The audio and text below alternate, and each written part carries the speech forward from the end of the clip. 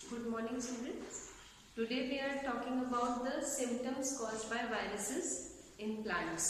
कल हमने यही पढ़ा था कि जो वायरसेस होते हैं, विषाणु होते हैं, उनसे पादपों में क्या क्या लक्षण दिखाई देते हैं. उसमें मैंने आपको बताया था कि लक्षणों में एक्सटर्नल,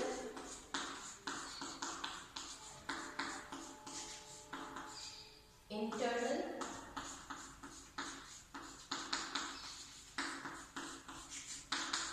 और फिजियोलॉजिकल.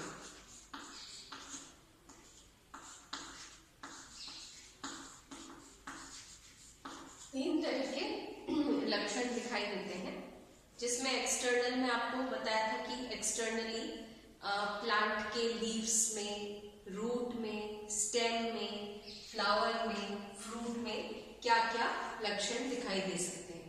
जैसे कि जो लीव्स हैं उनमें वेन क्लियरिंग हो सकता है, वेन बेंडिंग हो सकता है, मॉटलिंग हो सकता है, क्लोरोसिस हो सकता है. ये सारे सिम्टम्स लीव्स पर दिखाई देते हैं. या लीव्स की डिस्ट्रोफी हो सकती है, हाइपरट्रॉफी हो सकती है और लीव्स की येलोइंग भी हो सकती है. ये सारे लीव्स के एक्सटर्नल कैरेक्टर्स थे. उसके बाद स्टेम में इंटरनोड्स की शॉर्टनिंग हो जाती है. विचेस ब्रूम वाला सिम्टम हो जाता है कि लेटरल बड्स में बहुत सारी ब्रांचिंग, प्रोफ्यूज ब्रांचिंग हो जाती है और इंटरनोड्स की शॉर्टनिंग हो जाती है. तो विचेस ब्रूम सिम्टम दिखाई देता है. उसके अलावा जो स्टेम है उसमें पिटिंग हो सकती है, डिफॉर्मेशन हो सकता है. फिर जब हम फ्रूट्स एंड फ्लावर्स की बात करते हैं तो फ्लावर्स एंड फ्रूट्स जो है वो जल्दी विदर हो जाते हैं, जल्दी मैच्योर हो जाते हैं और उनमें भी डिस्कलरेशन, डिफॉर्मेशन, पिटिंग हो जाती है. फ्लावर्स के पेटल्स की हाइपरट्रॉफी भी हो जाती है. तो अब ये एक्सटर्नल कैरेक्टर्स होने के बाद जब हम इंटरनल कैरेक्टर्स पे आते हैं तो इंटरनल कैरेक्टर्स में इंट्रासेल्युलर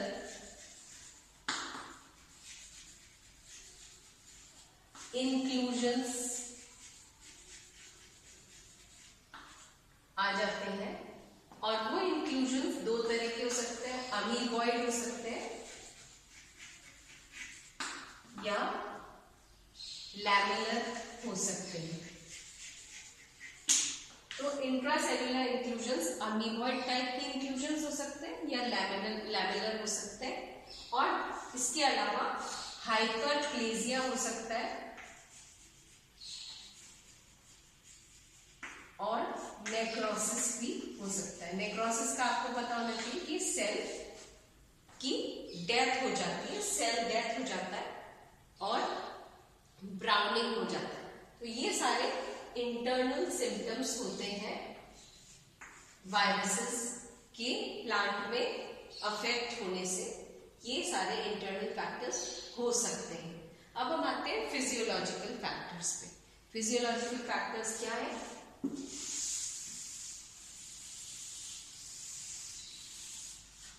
प्लांट के कार्यकी में, प्लांट की जो फिजियोलॉजी है उसमें कुछ चेंजेस आ जाते हैं वायरसेस के इन्फेक्शन से.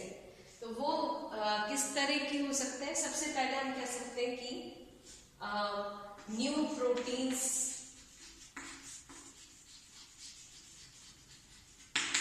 सिंथेसाइज हो गए वायरस के इन्फेक्शन की वजह से. और ये न्यू प्रोटीन सिंथेसाइज होने की वजह से चेंज इन एंजाइम सिस्टम हो गया प्लांट का.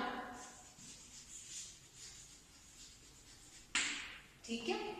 चेंज इन परमिएबिलिटी भी हो गया प्लांट सेल्स का. तो सपोज जो प्रोटीन्स ओरिजिनली प्लांट में होने चाहिए थे उनके अलावा अगर कोई दूसरे प्रोटीन्स बन गए वायरल इन्फेक्शन की वजह से, तो वो जो न्यू प्रोटीन सिंथेसाइज हुए वायरल इन्फेक्शन की वजह से, उसकी वजह से एंजाइम सिस्टम में चेंज आ गया और जो प्लांट सेल थे, ओरिजिनल प्लांट सेल्स थे, उनकी परमेबिलिटी में भी चेंज आ गया. एक तो ये देखा जाता है. दूसरा कि oxidative enzymes activity is accelerated। जो ऑक्सीडेटिव एंजाइम्स होते हैं जैसे कि पेरोक्सिडेज है ना, या कैटालेज है फॉर एग्जांपल, ये जो एंजाइम्स है इनकी एक्टिविटी एक्सेलरेट हो जाती है। और ये हम इसमें देखते हैं कि ऑक्सीडेटिव एक्टिविटी तब एक्सेलरेट होती है जब वायरल इन्फेक्शन हो जाता है। इसके अलावा रेस्पिरेशन रेट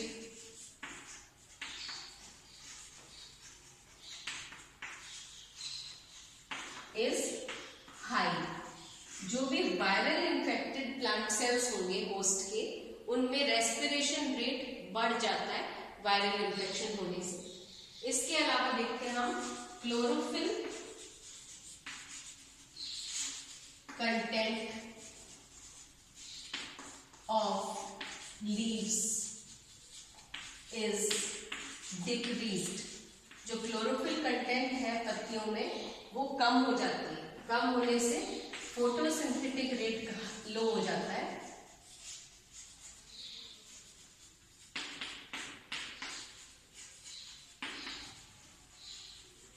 और उससे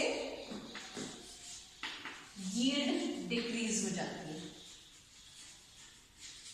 तो ये एक और इफेक्ट हो गया, ये एक और सिम्टम हो गया, फिजियोलॉजिकल सिम्टम वायरल इन्फेक्शन से। इसके अलावा और ये देखा जाता है कि phenolic compounds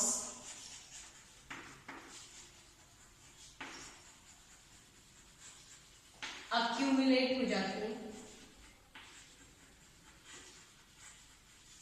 in plant cells. और ये फिनोलिक कंपाउंड्स जो अक्यूमुलेट हो जाती है प्लांट सेल्स में, ये सेल्यूलर नेक्रोसिस के लिए जिम्मेदार होती है। इससे सेल्यूलर नेक्रोसिस हो जाता है। तो अब हम अगर बात करें कि क्या फिजियोलॉजिकल सिम्टम्स होते हैं वायरल इन्फेक्शन से, पहला हम कह रहे हैं नए प्रोटीन सिंथेसाइज हो गए जिससे कि एंजाइम सिस्टम में फर्क आ गया, सेल परमेबिलिटी में डिफरेंस या चेंज आ गया। दूसरा, ऑक्सीडेटिव एंजाइम्स जो होते हैं जैसे पेरोक्सिडेज, कैटालेज, इनकी एक्टिविटी इंक्रीज हो जाती है। नंबर 3, जो डिजीज्ड वायरल डिजीज होने वाले प्लांट्स थे उनके सेल्स में रेस्पिरेशन रेट इंक्रीज हो जाता है। नंबर 4, फिनोलिक कंपाउंड्स का अक्यूमुलेशन हो जाता है सेल्स में जिससे नेक्रोसिस हो जाता है, उस प्लांट पार्ट का डेथ हो जाता है और वो ब्राउनिंग हो जाती है।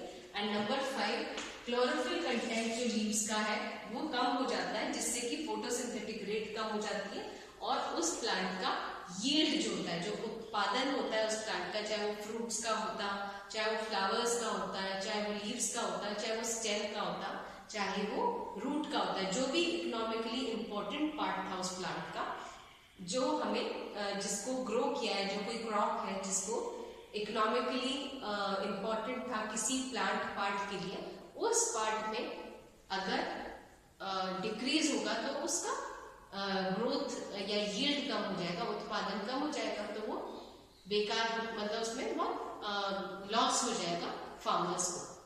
तो ये सारे सिम्टम्स फिजियोलॉजिकल है। और अब अगर इसको ध्यान में दें तो एक्सटर्नल सिम्टम्स जो मॉर्फोलॉजिकल सिम्टम्स है वो तो एक दिखाई देने वाले, बाहर से ही दिखाई देते हैं कि वायरस से ये सब हुआ है।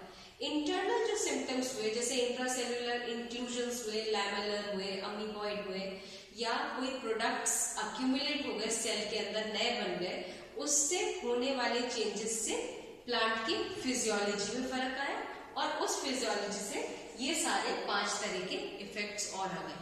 तो इंटरनल फैक्टर्स और फिजियोलॉजिकल फैक्टर्स आपस में कोरिलेटेड है और ये सारे हमें एक्सटर्नली प्लांट पे दिखाई देते हैं। तो हमें पता होना चाहिए कि वायरल डिजीज से होने वाले क्या क्या सिम्टम्स है, ये आपको सारे बता दिए। नेक्स्ट क्लास में हम वायरसेस के बारे में और पढ़ेंगे। Thank you.